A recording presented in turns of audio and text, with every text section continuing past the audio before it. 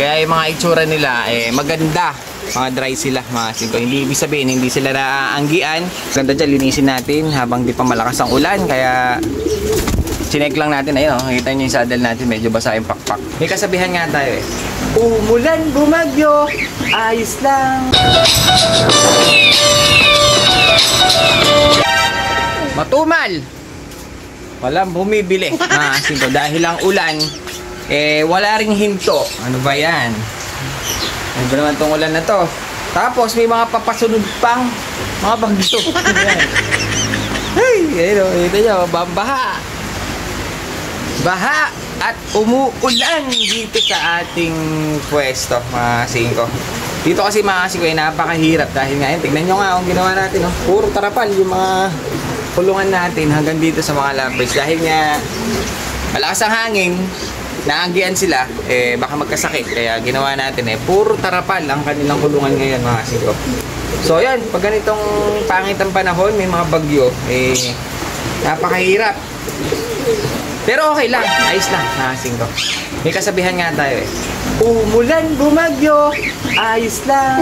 Pero sa akin parang hindi ayos Kasi tignan mo, napakahirap pagpakain. Dahil yung kulungan natin talagang mababasa ka pag tayo'y nagpakain. Puso ang sakit ng kalapati pag ganito umuulan. Kailangan ng gamot, mga singko, magastos. At higit sa lahat, yung pwesto matumal dahil nga mukhang tamad yata magpakain yung mga kalapatid natin tsaka yung mga nagmamanok. Matumal ang benta. Maraming bayarin. Kaya tumigil ka na. Umulan, bumagyo. So yun, bali mga singko, silipin natin yung mga kalapati natin dahil nga sunod-sunod ang ulan, walang hinto, tapos may paparating pang mga bagyo, kaya todo asikaso tayo sa mga kalapati natin. May mga pisapa naman na dito, tsaka may mga nangitlog. Baka mamaya magkabugukan na. Tapos yung mga young bird, baka mamaya nilalamig. Kaya nilagyan natin ng tarapal para meron silang kumot. So ayan. Ay, napakahirap ng ganitong Tignan nyo, nag-ano lang tayo dito dahil may yero, hindi tayo nababasa. Pero pag dito na tayo, yun. Mababasa tayo, baka tayo magkasakit, walang gagawa ng mga to, mga singko. So yun, bali, sinekap ko na kanina. Buti na lang, mga singko, medyo maaga-aga tayo nagpakain kanina. Medyo huminto ang ulan. Talagang nilarga na natin, nagpakain na tayo ng mabilisan. Kasi marami tayong kulungan na kalat-kalat. Dito, yung mga breeder natin, mga singko, nandito rin yung mga lovebirds, andyan yung pusa, ayun, mga pusa. Dire-diretso yan, pag nagpakain ako, lahatan.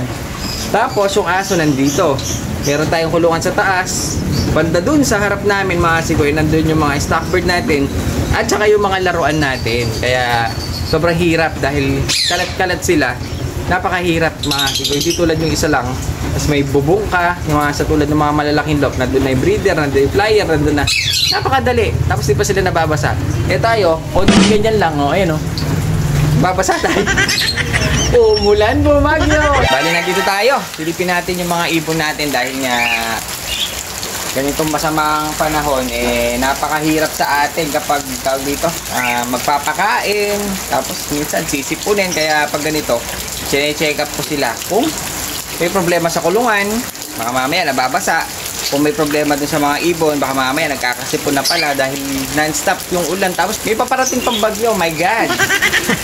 So, silipin natin dahil nandito tayo. Tinakpan natin sila ng mga tarapal para hindi sila gano'ng nababasa. Kasi pag humangin, talagang ang tendency, talagang basang-basa sila, mga singko. So, yun, silipin muna natin yung mga stockbird natin. Tapos silipin natin yung mga laruan natin. Dahil nga, pag ganitong umuulan, minsan baka may tumutulo, nababasa sila. Dumudumi yung sahig, kaya minsan nababasa sila sa loob. Doon sila nagkakasakit, mga singko. Hindi sila natutuyo, kaya hanggang sisipunin na. So, yun, puntahan natin. Maulan.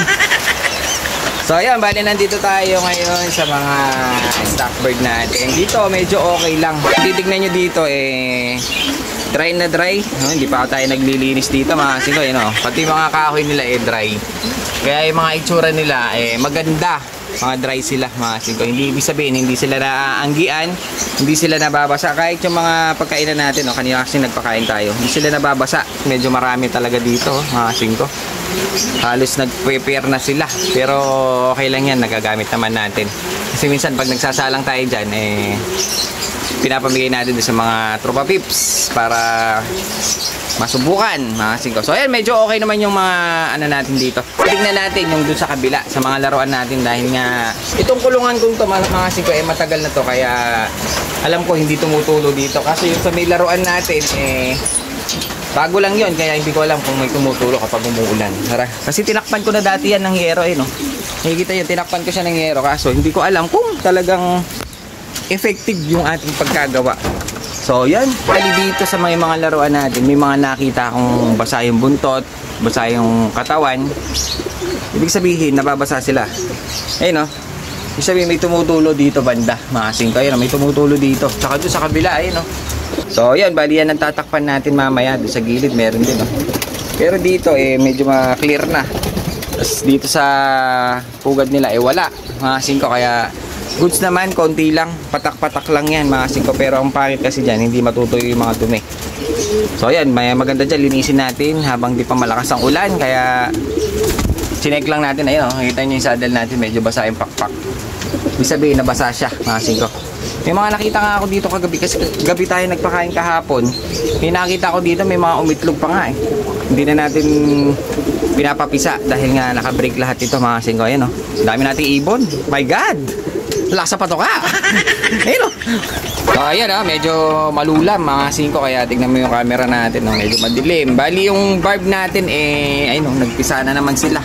Silipin natin dahil parang iba ang kulay ng isang ito. Yung isa nakita ko parang black nga, pero itong isang ito parang naglabas siya ng kakaibang kulay. Ayun mga singko, kung makikita nyo parang hindi siya itim, parang may pula-pula na kaagad sa kanyang balahibo. Ayun hindi siya black. Hindi ko alam kung mag-yellow ito. Sa tingin ko hindi siya dilaw dahil nga yung kanyang kulay medyo dark. Ayun kaya tingin ko hindi yellow ito. Medyo malamang pa maging ano siya, pula na solid na red mga singko. So ayun, bali magkakaroon tayo ng isang young bird ng barb na kasi magulang parehas black mga singko Ngayon magkakaroon tayo ng young bird na pula mga singko talaga nag-iiba yung mga kulay din nila, hindi rin talaga consistent na black lang. Pero yung unang anak nila mga singko itim. O yan mga singko, talagang kailangan nila ng alaga dahil nga meron sila sinusubuan na anak dyan. Dalawa pa yan mga singko, pero yung isang barb natin malalaki na kaagad ayun yung isang barb natin dito, gamitan nga natin na flash. So ayun mga singko, ginamitan natin na flashlight dahil nga sobrang dilim. Itong isang pair natin na barb parehas black ang kanyang anak. Ayun kasi sinilip na natin to kanina. Ayun makikita nyo itim na kaagad yung mga umusling balahibo. Bali parehas black. Pero ang parents niya makikita nyo yellow tsaka itim. Pero nagmana lahat sa itim. Pero yung isang pair natin na parehas black, pula ang nilabas, baligtad. Ayun mga barb natin, ang ganda nito, dilaw. Ayun mga singko, yellow barb mga singko. Pero yung talukap niya hindi pa siya gaanong makapal dahil first time itong mag-anak. Yung pair niya black. Gusto ko sana puro black mga singko, ang ganda kumakapal na. Habang tumatanda yan, kakapal ng kakapal. Ang kapal ng mukha.